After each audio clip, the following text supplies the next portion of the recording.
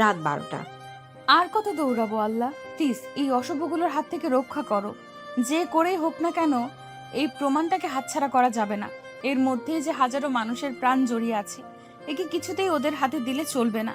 নিজের জীবন গেলে যাক, তবুও যেন এই প্রমাণ মিস্টার লিরিকের হাতে তুলে দিতে পারি। ঈশা এগুলো ভাবতে ভাবতেই এক চিপায় ঘি লুকালো। গুন্ডাগুলো এদিক ওদিক করে ঈশাকে খুঁজতে লাগলো। ঈশা চুপটি করে এক কোণে বসে আল্লাহকে ডাকতে লাগলো, যেন এদের হাতে কিছুতেই ধরা না পড়ে। গুন্ডাগুলো অনেক খুঁজেও ঈশাকে পেল না। তারপর ওদের ভাষায় ওরা বলতে লাগলো, কি রে, মেয়েটা কোথায় কোথায় হয়ে গেল? আশেপাশে আছে, খুঁজো ভালো করে, নইলে আমাদের নিস্তার নেই। বলেই ওরা অন্যদিকে চলে গেল। ঈশা হাফ ছেড়ে বাঁচল। গুন্ডাগুলো চলে যেতেই ঈশা বেরিয়ে আসলো। কিছু দূর হাঁটতেই পেছনে তাকিয়ে দেখলো আবার সেই গুন্ডাগুলো তার পেছনে আসছে। এতে ঈশার বুঝতে বাকি রইল না এটা ওদের ঈশাকে ধরার একটা ফাঁদ ছিল, আর ঈশা সেটা না বুঝে তাদের ফাঁদে পা দিয়েছে। আবার ঈশা দৌড়াতে লাগলো। গুন্ডাগুলো পিছে পিছে আসতে লাগলো। দৌড়াতে গিয়ে ঈশা পা পিছলে কাদায় পড়ে গেল। এতেও মাস্ক সহ পুরো শরীরেই কাদা লেগে গেল। তবুও হার না মেনে উঠে আবার দৌড়াতে লাগলো। দৌড়াতে দৌড়াতে জঙ্গল থেকে রাস্তায় চলে আসলো। এই নির্জন রাস্তায় কাউকে পাচ্ছে না যে কারো কাছে সাহায্য চাইবে। ঈশাও হাঁপিয়ে গেছে অনেকটা। হঠাৎ ঈশা পিছে তাকিয়ে দেখলো একটা গাড়ি তার দিকে ধেয়ে আসছে। ঈশা চোখ বন্ধ করে সেখানে দাঁড়িয়ে রইল। আরেকটুর জন্য ঈশা গাড়ির নিচে পড়া থেকে বেঁচে গেল। ঈশা চোখ মেরে দেখলো তার সামনে একটা ব্ল্যাক কালার কার, আর সামনে ড্রাইভার বসে আছে। পেছনে নিশ্চয়ই মালিক বসে থাকবে, তার কাছে হেল্প চাই, দেখি হেল্প করে কিনা। যেই ভাবা সে কাজ। ঈশা গাড়ির পেছনের সিটে জানালার কাছে টোকা দিলেন। সাথে সাথে কাঁচটা খুলে গেল। সামনের মানুষটার দিকে তাকিয়ে ঈশা অবাক। এসে কাকে দেখছে, কারণ গাড়িতে যিনি বসে আছে তিনি থাইল্যান্ডের নাম করা টপ 1 বিজনেসম্যান আর মডেল রিয়ান হার্স। ঈশা এত কিছু না ভাবে রিয়ানকে ইংলিশে বলল, প্লিজ আমাকে বাঁচান, কিছু গুন্ডা আমার পিছে পড়েছে। Are you mad? আমি কেন আপনাকে সাহায্য করতে যাব? প্লিজ। হ্যাঁ। যখন ঈশা বলতে চাইলো তখন হঠাৎ খেয়াল করলো গুন্ডাগুলো জঙ্গল থেকে বেরিয়ে এসেছে আর ঈশাকে খুঁজছে। তাই ঈশা আর রিয়ানের অনুমতি না নিয়ে গাড়ির দরজা খুলে ভিতরে ঢুকে পড়লো এবং লুকিয়ে পড়লো। আরে আরে, কি করছেন আপনি? এভাবে কেউ ঢুকে পড়ে? আর আপনার পোশাকের অবস্থাও কত বিশ্রী। প্লিজ এদের হাত থেকে আমায় বাঁচান প্লিজ। হাত জোর করে মিনতি করতে লাগলো ঈশা। ছলছল দৃষ্টিতে তাকে মিনতি করলো। রিয়ান ঈশার দিকে কিছুক্ষণ তাকিয়ে ভাবলেন এবং বললেন, ওকে, আমি তোমায় হেল্প করব। ঈশা এতে খুশি হলো। ঈশার মুখে এখনো মাস্ক। ওই লোকগুলো গাড়ির কাছে এসে ঈশার মতো করেই জানালায় কাঁচে টোকা দিল। রিয়ান কাঁচ খুলে দিল এবং এমন ভাব করলো যে সে কিছুই জানে না।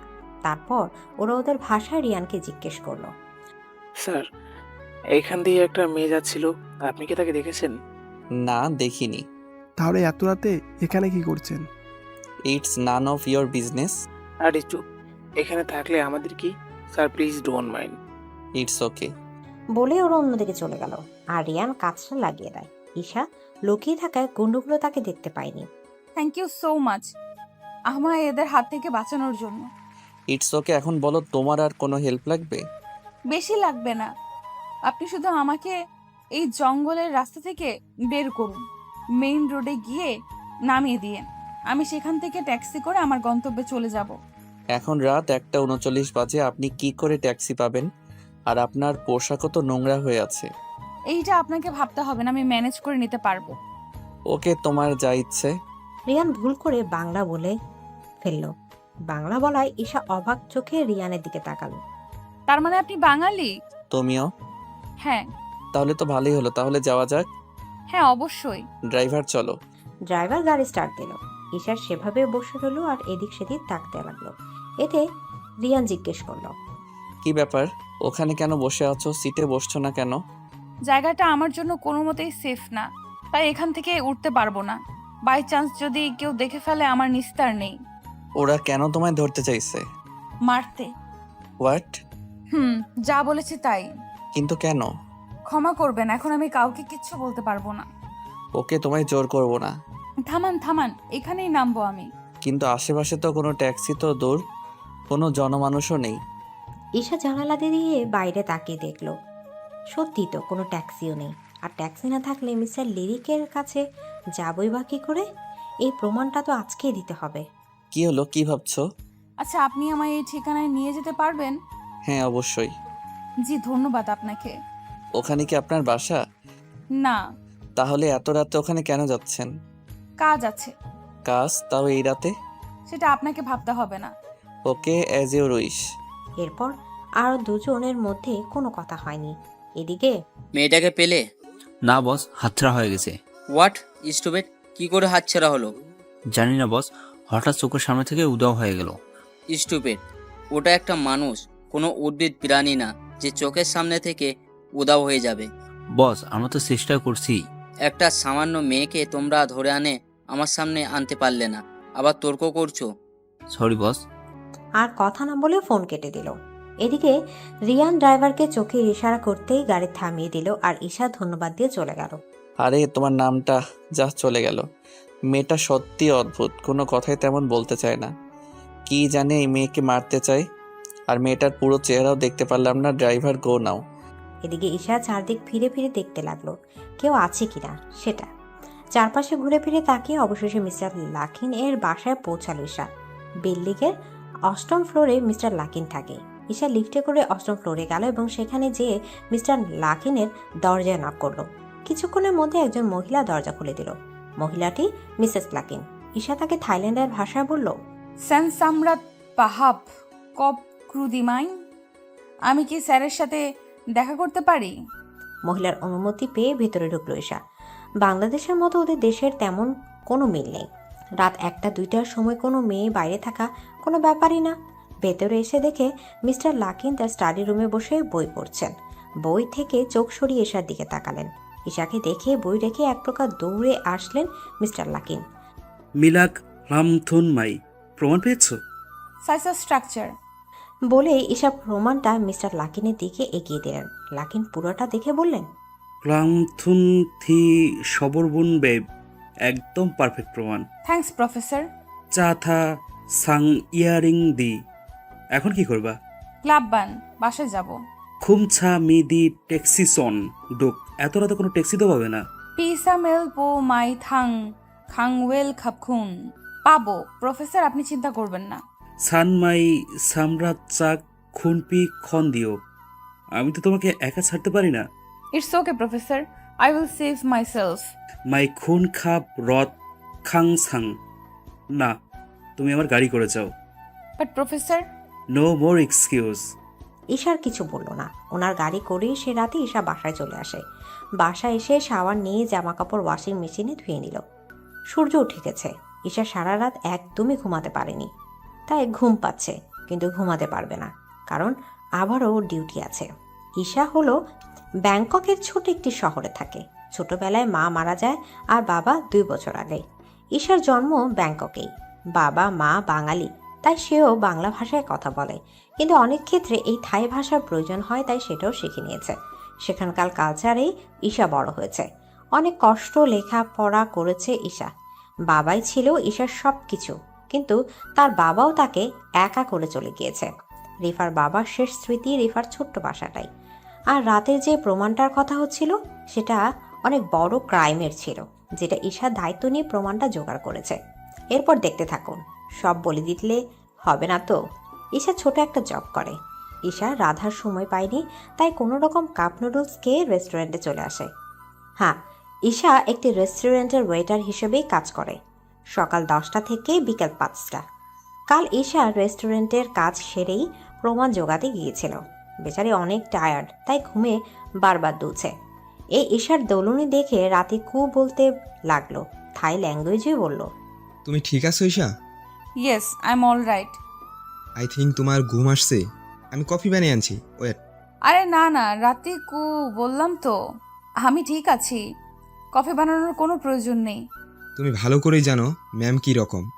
ম্যাম দেখলে বড় গন্ডগোল হয়ে যাবে, তাই যা বলছি তাই করো।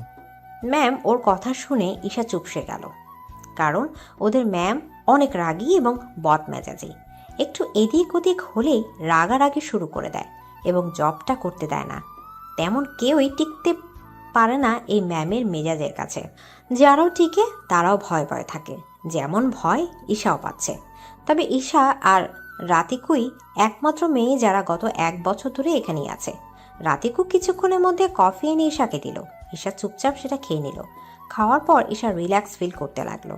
হঠাৎ টিভি নিউজে সবাই যা দেখলো তাতে সবাই খুশিতে মেতে উঠল এবং ঈশার মুখে হাসি ফুটল।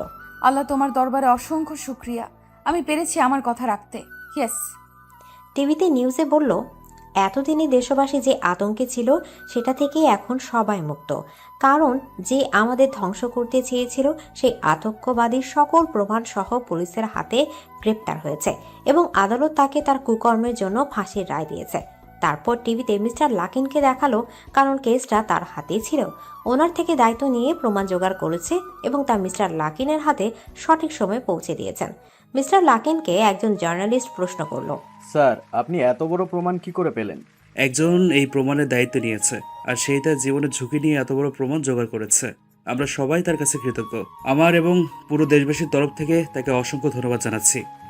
বলেই উনি আর কিছু না বলে জার্নালিস্টদের ইগনোর করে তার গাড়িতে করে চলে গেল। ধন্যবাদ ঈশা অনেকটাই খুশি হলো, কিন্তু কাউকে প্রকাশ করলো না। নিউজ দেখার পর ঈশা তার কাজে মন দিল। হঠাৎই ম্যাম আসলো এবং কাস্টমারদের বলতে লাগলো, আপনাদের আর কিছু লাগবে? আই মিন, সব ঠিক সময় মতো পরিবেশন করতে পেরেছে তো? না, সব সঠিক সময় পেয়েছি। থ্যাঙ্কস স্যার, আসার জন্য। বলেই ম্যাম ঈশাদের দিকে যেতে লাগলো। ঈশা অর্ডার নিচ্ছিল, তখন অর্ডার নিয়ে ম্যামের কাছে যায়। কি ঈশা, সব ঠিকঠাক করেছে তো? Yes ma'am. Good girl. বলে ম্যাম অন্যদিকে চলে গেল। এদিকে রিয়ান, ওঠ, আর কত ঘুমাবি? আর একটু ঘুমাতে দে না বোন। আর কত ঘুমাবি? তোর না অফিস আছে? দেরি হয়ে যাচ্ছে তো। অফিসে কথা শুনে রিয়ান লাফ দিয়ে উঠল। কয়টা বাজে? 10:48। হোয়াট? হোয়াট? আমি তো তোকে কতক্ষণ ধরেই ডাকছি। ওহ আপুই, 12টা ইম্পর্টেন্ট মিটিং আর তুই এখন ডাকছিস? আমি তোকে এখন না 2 ঘন্টা ধরে ডাকছি। ও গড। বলে দৌড়ে ওয়াশরুমে ফ্রেশ হতে চলে গেল। এই ছেলেকে নিয়ে আর পারি না। প্রতিদিন রাতে লেট করে বাড়ি ফিরবে আর সকাল হলে তাড়াহুড়ো। ধুর। এদিকে বলে রায়না সার্ভেন্ট দিয়ে রুম গুছিয়ে নিল। রিয়ান ফ্রেশ হয়ে নাস্তা করে অফিসে চলে গেল। আমাদের গল্পের হিরোর নাম রিয়ান হার্স, থাইল্যান্ডের নাম করা টপ বিজনেসম্যান এবং মডেল। রিয়ান এত বড় বিজনেসম্যান হয়েও তেমন অহংকার নেই। অতিরিক্ত কোনো কিছু যেমন ভালো না, ঠিক তেমনি রিয়ানের মধ্যে বিদ্যমান। কারণ এই অহংকারের জন্যই সে তার হাসিখুশি পরিবারটাকে হারিয়েছে। তবে রাগ আছে ওর মধ্যে। রিয়ান আর তার বোন রাইনা, 2 ভাই বোন একসাথে থাকে। রাইনা বিয়ে করেছে, বাট ওর হাজব্যান্ড প্যারিসে থাকে, ওখানে তার বিজনেস। রাইনাকে নিতে চেয়েছিল, বাট রিয়ান এখানে একা হয়ে যাবে ভেবে যায়নি। যতই হোক কলেজার ছোট ভাই বলে কথা, তাই রাইনা তার ভাইয়ের সাথেই থাকে। তার মায়ের মতো করে রিয়ানকে আগলে রাখে। এনিওয়েজ, এর পরেরটা আস্তে আস্তে জানতে পারবেন। এদিকে ঈশা প্রায় অনেকক্ষণ কাজ করলো। লাঞ্চ ব্রেকে চুপচাপ বসে আছে রাতিকু ঈশার সামনে। এমন সময় ম্যাম দৌড়ে এসে বলল, তাড়াতাড়ি রেডি হয়ে নাও, আমাদের রেস্টুরেন্টে টপ বিজনেসম্যান আর তার ক্লায়েন্টরা আসছে। Okay ma'am. তারপর সবাই মিলে একটু গোছগাছ করে নিল। ঈশা এখনো জানে না যে রিয়ান আসবে। কিছুক্ষণের মধ্যেই 2টা সাদা কার এবং 2টা কালো কার রেস্টুরেন্টের সামনে এসে পার্ক করলো। তারা রেস্টুরেন্টে ঢুকতেই সবাই ওয়েলকাম স্যার বলে উঠল। ঈশাও করলো। তারপর মাথা উঠিয়ে দেখে রিয়ান। রিয়ানকে দেখে তো ঈশা অবাক। পালানোর চেষ্টা করলে পরক্ষণে মনে পড়ে থাকে তো রিয়ান দেখেনি। তাই ঈশা হাফ ছেড়ে বাঁচল। রিয়ান ভেতরে গিয়ে এক কোণায় গেল। বডিগার্ডসরা চেয়ার চেনে দিতে রিয়ান এবং তার ক্লায়েন্ট বসে পড়ল। ক্লায়েন্ট রিয়ানকে ইংলিশে জিজ্ঞেস করলো, মিস্টার হার্স, এই রেস্টুরেন্টটা কি আপনার? না, আমার আন্ডারে আছে, কিন্তু এর মালিক অন্য কেউ। ও, তা ডিলের ব্যাপারে ডিসকাস করা শুরু করি। Yeah sure. তারপর দুজন আলোচনা করতে লাগলো। ঈশা একটু দূরে কাজ করছিল, তখন ঈশার কাছে একজন বডিগার্ড আসলো। 2 কাপ কফি পাঠিয়ে দেন। Okay sir. বডিগার্ড চলে গেলে ঈশা তাড়াতাড়ি করে কফি বানিয়ে রাতিকুকে ধরিয়ে দিল। রাতিকু অবাক হয়ে বলল, আমাকে ধরিয়ে দিলে কেন? কারণ কফিটা ওনাদের তুমি দিয়ে আসবে। পাগল নাকি? এখানে আমার অনেক কাজ আছে, এগুলো ফেলে যেতে পারবো না। আমি এদিকটা সামলে নিতে পারবো, তুমি যাও। ম্যাম আমায় কাজটা দিয়েছে, এখন যদি এসে দেখে আমার জায়গায় তুমি কাজটা করছো তাহলে আমার চাকরি শেষ। না বাবা, তুমি যাও, আমি আমার চাকরি হারাতে পারবো না। ঈশা এবার কি করবে বুঝতে না পেরে শেষে বাধ্য হয়ে কফিটা নিয়ে রিয়ানের সামনে গেল। রিয়ান না তাকিয়ে বলল, এখানে রাখো। Okay sir. ঈশার কণ্ঠ শুনে রিয়ান ঈশার দিকে তাকালো ভ্রু কুঁচকে। তারপর গভীর দৃষ্টিতে ঈশার চোখ আর চেহারাটা দেখল। ঈশাকে দেখে রিয়ান মুগ্ধ হয়ে গেল। মিস্টার হার্স, ঈশা তাড়াতাড়ি সেখান থেকে কেটে পড়ল। বলুন। তার ডিল ফাইনাল তো? Yeah, of course. Thanks mister Hers. It's my pleasure. তা আমি এখন যাই? হ্যাঁ, অবশ্যই। তারপর ক্লায়েন্ট চলে গেল আর রিয়ান সেখানে বসে বসে ভাবছে ঈশার কথা। তৎক্ষণাৎ তার মনে পড়ে গেল কাল রাতে মেয়েটার মানে ঈশার কথা।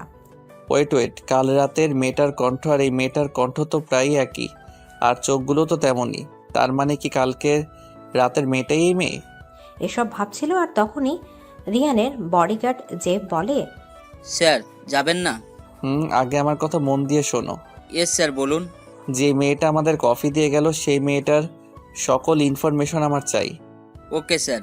নাও চলো। এদিকে ঈশা দৌড়ে কিচেনে এসে হাঁপাতে লাগলো। ঈশা দৌড়ানো দেখে রাতিকে অবাক হয়ে বলল, কি হলো, এভাবে দৌড়ে আসলে কেন? এমনি। ও, তারপর ওরাও লাঞ্চ করে আবার কাজ শুরু করলো। এদিকে, হ্যালো আঙ্কেল, কেমন আছেন? জি ভালো বাবা, তুমি? হ্যাঁ ভালো। তা শুনলাম কেস নাকি কমপ্লিট হয়েছে। হ্যাঁ, একটা মেয়ের জন্যই পেরেছি, নইলে ওই ক্রিমিনালকে ধরা জাস্ট ইম্পসিবল ছিল। মেয়েটা কে আঙ্কেল? আমিও তাকে দেখতে চাই। সামনে পার্টিতে দেখে নিও। আচ্ছা আঙ্কেল, আমি এখন রাখছি, একটু ইম্পর্টেন্ট কাজ আছে। আচ্ছা, ভালো থেকো। বাই। তারপর রিয়ান ফোন কেটে দিল। তখনই রিয়ানের কাছে জেফ আসে। স্যার, মেয়েটা সম্পর্কে ইনফরমেশন পেয়েছি। তা বলো, মেয়েটার পরিচয় কি? ওর নাম ঈশা। এই শহরেই আছে, বাবা মা নেই, একাই থাকে। ও একটা রেস্টুরেন্টে জব করে গত 1 বছর ধরে। ও আচ্ছা, আর কিছু করে না? নো স্যার, এইটুকুই। তবে মেয়েটা বাঙালি। সেটা আমিও জানি। কি করে স্যার? সেটা তোমার জানা লাগবে না, তুমি এখন যাও। Okay sir. এদিকে বলেই জেফ চলে গেল। তার মনে মনে হাসছে। ঈশা, বাজিয়ে দিলে মনের গিটার। আই থিঙ্ক তোমাকে পছন্দ করে ফেলেছি। ভেবে মুচকি হাসলো। বিকাল 5টায় কিছু খাবার কিনে বাসা চলে আসলো ঈশা। তারপর শাওয়ার নিয়ে খেয়ে নিল। 7টার দিকে ঘুমিয়ে গেল এত ধকল যাওয়ায়। পরদিন ঈশার সময় মতো উঠে আবার রেস্টুরেন্টে চলে গেল। রিয়ানেরও কাজের চাপ বেড়ে যায়, তা সে আর ঈশানের সাথে দেখা করতে পারেনি। কিন্তু প্রতি মুহূর্তেই রিয়ানের ঈশার কথা মনে পড়ছে। ভুলতে গেলেও পারে না। এভাবে প্রায় 10 দিন কেটে যায়। রিয়ানের চাপও কমেছে। তার ডিল সম্পূর্ণভাবে সাকসেসফুল। ওহ আপু, আমি এবার 1000 কোটি টাকার ডিলে সাকসেসফুল হয়েছি। আই এম সো হ্যাপি আপু। কংগ্রাচুলেশনস ভাই, আমিও খুব খুশি হয়েছি। আচ্ছা, আমার জরুরি কাজ আছে আপু, আমি যাই। কেমন? কি কাজ? ওই এমনি, আমি গেলাম, বাই। Okay bye. তারপর রিয়ান বেরিয়ে পড়ল। গাড়িতে যে উঠতে যাবে অমনি রিয়ানের ফোন বেজে উঠল। রিয়ান বিরক্ত হয়ে ফোন হাতে নিয়ে দেখলো লিজা কল করেছে। এতে তো রিয়ান অনেকটাই বিরক্ত হয়ে যায়। লিজা রিয়ানের কলেজ ফ্রেন্ড। কলেজ থেকে রিয়ানের জন্য পাগল, রিয়ানের জন্য অনেক পাগলামি করে এবং এটাও পাবলিককে বলে বেড়ায় যে সে নাকি রিয়ানের গার্লফ্রেন্ড আর বিয়েও করবে। রিয়ান এসবে অনেকটাই বিরক্ত ছিল, তাই সে একদিন রেগে বলেছিল পাবলিককে, একজন বলছে বলে সত্যি সে আমার ওয়াইফ? আমি কি কখনো নিজের মুখে বলেছি যে সে আমার গার্লফ্রেন্ড বা ওয়াইফ? তাহলে বলবেন কেন? আপনাদের তো মনে হয় রাস্তার পাগল এসে কিছু বললে তাকেও বিশ্বাস করে নেবেন। হ্যাঁ, এসব ফেক নিউজ না ছাপিয়ে প্রমাণসহ ভালো নিউজ ছাপান, কাজে দিবে। সেদিন লিজাকে অনেক অপমান করেছে এবং বলেছে যেন কোনো যোগাযোগ না রাখে তার সাথে। পরিশেষে লিজা সুইসাইড করার হুমকি দিল, তাই রিয়ানও আর কিছু করতে পারেনি। রিয়ান হাজার বিরক্তি নিয়ে ফোন রিসিভ করলো। বেবি, তোমায় আমি আগেও বলেছি, এখনো বলছি, ডোন্ট কল মি বেবি। আহ, এত কথায় কথায় রাগ করো কেন বলো তো? আচ্ছা বাদ দাও, আমি তোমার সাথে দেখা করব। ইস, কতদিন তোমায় দেখিনি। আমার কাজ আছে, দেখা করতে পারবো না। ওহ বেবি, প্লিজ আসো না। বললাম না কাজ আছে, ডোন্ট ডিস্টার্ব মি। আমি কোনো কথা শুনছি না, তুমি আসবা মানে আসবা। It's final. অ্যাড্রেস পাঠিয়ে দিচ্ছি, বাই। বলে রিয়ানকে কিছু বলার সুযোগ না দিয়ে কল কেটে দেয়। রিয়ানও ডোন্ট কেয়ার ভাব নিয়ে গাড়িতে উঠে পড়ে ঈশার সাথে দেখা করবে বলে। মেসেজের টোন বাজলেও সিন করার প্রয়োজন বোধ করেনি রিয়ান। সে যে তার ঈশার সাথে আজ দেখা করবেই করবে। কিছুক্ষণের মধ্যে রিয়ান ঈশার রেস্টুরেন্টের সামনে চলে আসে। রেস্টুরেন্টে ঢুকতেই ভেতরে থাকা সব মেয়েরা চিল্লিয়ে উঠল। এর মাঝে রিয়ান ঈশাকে দেখতে পেল। ঈশা তখন এক কাস্টমারের অর্ডার নিচ্ছিল। রিয়ান খেয়াল করলো ঈশা তার দিকে অবাক হয়ে তাকিয়ে আছে। হয়তো আশা করেনি রিয়ান আসবে। রিয়ান মুচকি হেসে ঈশার দিকে এগোতে নিতেই কোথা থেকে লিজা এসে জড়িয়ে ধরলো। লিজাকে এখানে দেখে রিয়ান অবাক। ওহ বেবি, তুমি আমায় এতটা মিস করো যে আমার বলার সাথে সাথেই চলে আসলে। How cute. রিয়ান রেগে লিজার থেকে নিজেকে ছাড়িয়ে বলল, গো টু হেল স্টুপিড। এদিকে বলে রেস্টুরেন্টের এক কর্নারে গিয়ে বসলো। লিজাও রিয়ানের পিছু পিছু গিয়ে রিয়ানের সামনে বসলো। রিয়ানের মন চাচ্ছে সকালের সামনে লিজাকে কয়েকটা চড় লাগিয়ে দিতে। Waiter, yes ma'am. Waiter, 2 cup cold coffee please. Okay ma'am. বলে ঈশা চলে গেল আর রিয়ান ঈশার যাওয়ার পানে তাকিয়ে রইল। এদিকে লিজা সে কখন থেকে বকবক করেই যাচ্ছে, কিন্তু রিয়ানের কোনো হুঁশ নেই। থাকবে কি করে, সে তো তার ঈশাকে দেখতেই ব্যস্ত। ঈশা কিছুক্ষণের মধ্যে কফি বানিয়ে রিয়ানদের দিকে আসতে নিচ্ছিল। তখনই কয়েকজন ড্রাঙ্ক করা গুন্ডা ঈশার সামনে এসে দাঁড়ালো। এতে রিয়ান রেগে লাল হয়ে যায়। ঈশা অনেকটা বিরক্ত হয়ে বলে, what the hell, leave me alone. Why baby, you always for you. তখনই লিজার কল আসে, তাই সে কথা বলতে অন্য সাইডে চলে যায়। Shut up and get lost from here. No, you want you baby. এদিকে বলেই ঈশার দিকে এগোচ্ছিল, অমনি রিয়ান ঈশার সামনে এসে দাঁড়ালো। Don't disturb her otherwise. বলে রিয়ান ছেলেগুলোকে বাইরের দিকে ইশারা করলো। ছেলেগুলো বাইরে তাকালো এবং দেখলো বাইরে পুলিশ। পুলিশ দেখে ছেলেগুলো ঢোক গিলে সেখান থেকে কেটে পড়লো। রিয়ান পিছে ঘুরে ঈশাকে জিজ্ঞেস করলো, are you okay? Yeah, thank you sir.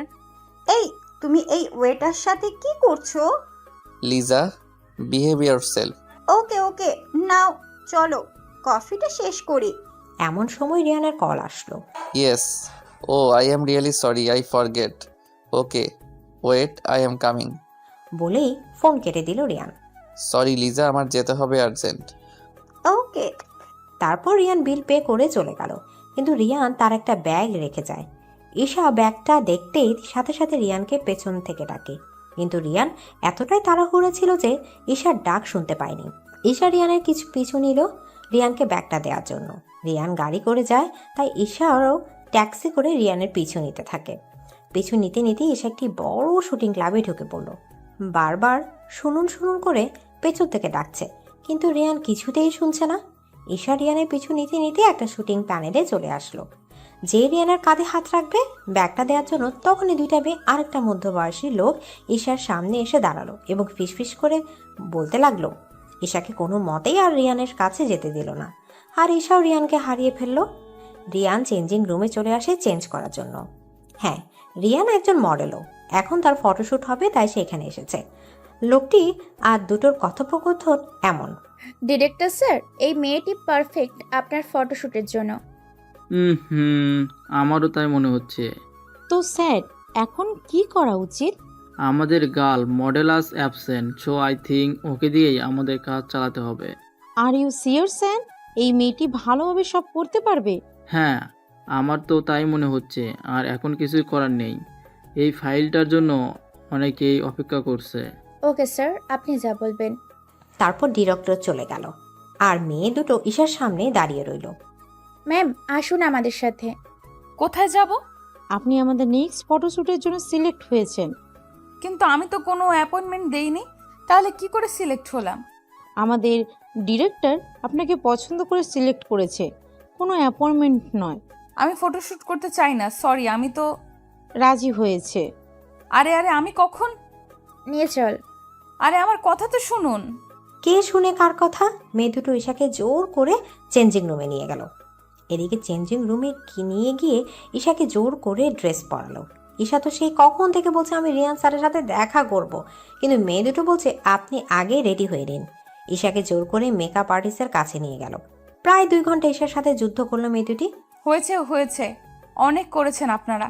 এখন আমার কথা শুনেন, এই ব্যাগ দিতে এসেছি রিয়ান হার্সকে, এর বেশি কিছু না। Got it? ম্যাম, আপনি যদি এখন চলে যান আমাদের চাকরি চলে যাবে, আর চাকরি চলে গেলে আমরা খাবো কি? আর আমার মা, তার চিকিৎসা করব কিভাবে?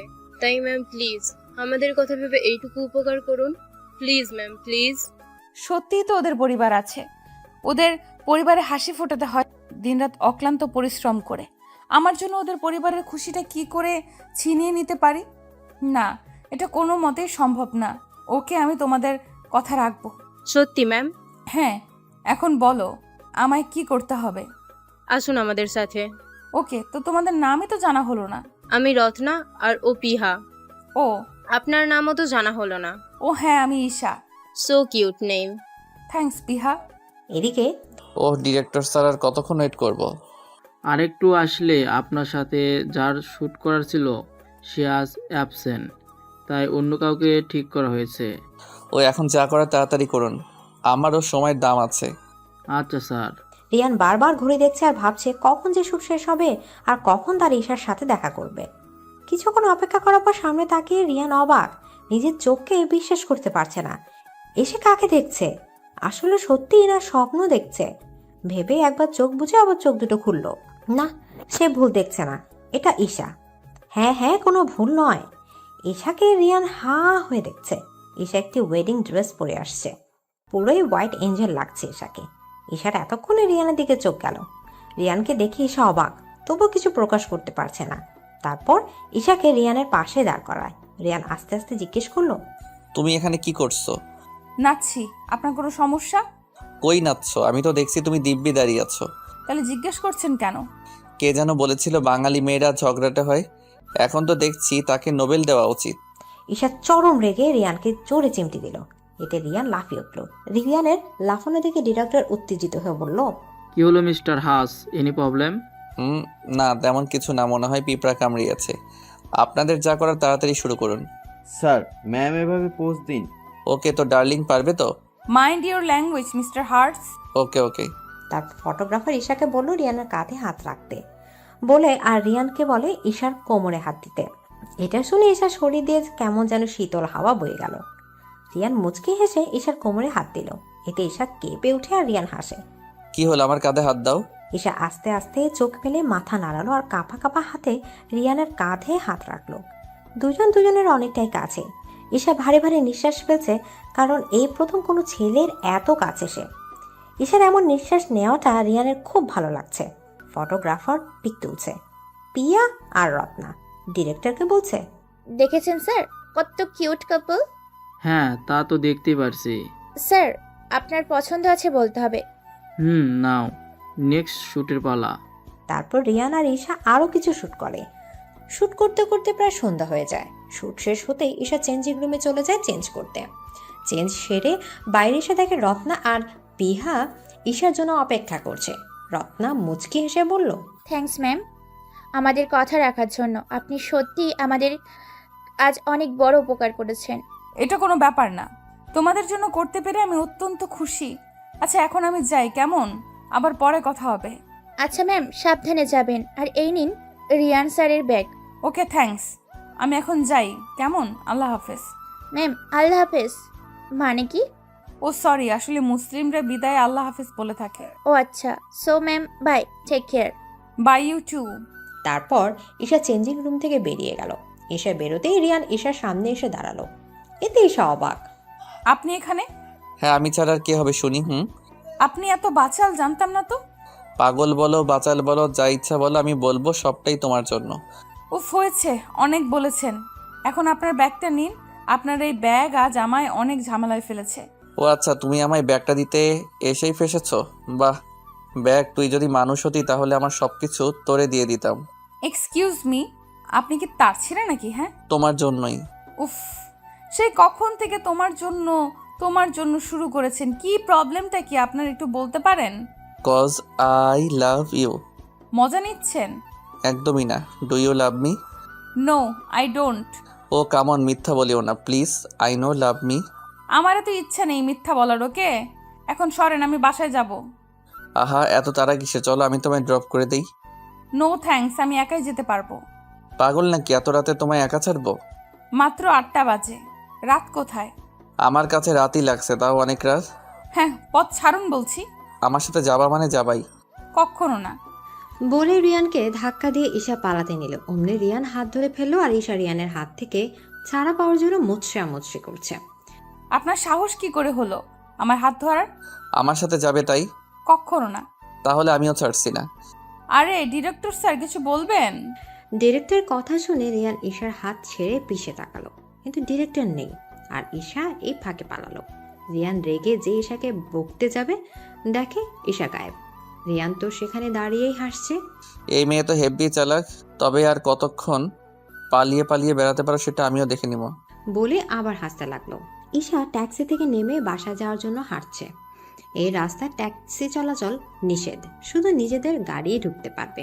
আর ঈশার নিজের গাড়ি নেই, তাই হেঁটেই যায়। হেঁটে যাচ্ছিল, তখনই ঈশা গুলির শব্দ শুনতে পায়। আওয়াজটা আসছিল একটা ভাঙা ফ্যাক্টরি থেকে। এখানে কেউ থাকে না, গভর্নমেন্ট থেকে এটা ভাঙছে। গুলির শব্দ পেতে ঈশা মুখে মাস্ক পরে নিল আর হাতে গ্লাভস। তারপর খুব সাবধানে ফ্যাক্টরিটাতে ঢুকলো, কিন্তু ঈশা কাউকেই পেল না। কিন্তু দেখতে পেল একজন লোক মাটিতে কাতরাচ্ছে। ঈশা দৌড়ে লোকটার কাছে গেল। লোকটাকে হাড় বরাবর গুলি করেছে।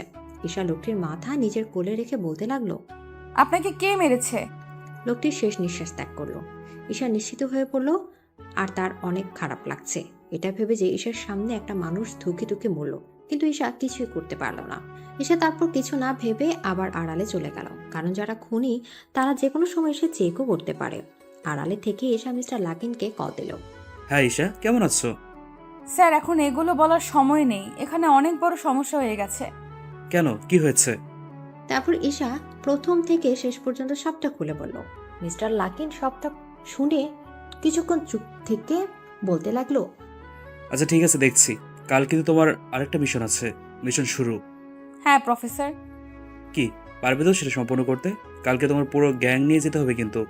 হ্যাঁ প্রফেসর, আমি পারবো, আমাকে যে পারতেই হবে।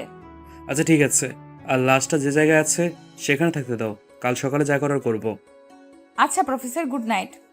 আর হ্যাঁ, অবশ্যই কিন্তু কালকে গ্যাং নিয়ে আসবা, কাল তোমার নতুন পরীক্ষা, তৈরি থেকো। হ্যাঁ স্যার, আমি সময় মতো তৈরি থাকবো। ঠিক আছে, এখন তাহলে বাসায় চলে যাও, এখানে ওখানে নিরাপদ নও তুমি। আচ্ছা প্রফেসর, কাল দেখা হচ্ছে। Good night, by.